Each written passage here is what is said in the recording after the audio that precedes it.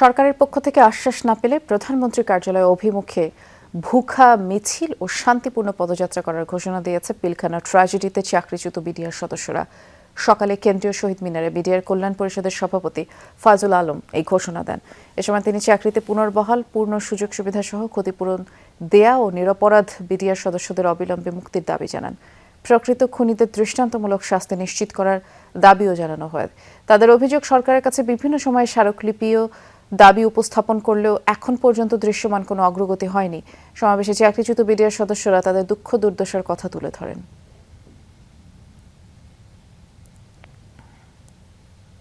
সকল চাকরিচ্যুত বিডিআর সদস্যদের অধিকার ফেরত দেওয়ার জন্য দাবি জানাচ্ছি এবং নিরপরাধ জেলবন্দী বিডিআর সদস্যদের মুক্তি দেওয়ার জন্য আমরা দাবি জানিয়ে আমি আজকে আমাদের এই কর্মসূচি এখানে ঘোষণা করতেছি। সরকারের পক্ষ থেকে সর্বোচ্চ প্রতিনিধি দল যেন আমাদের সাথে শহীদ মিনারে এসে সাক্ষাৎ করেন।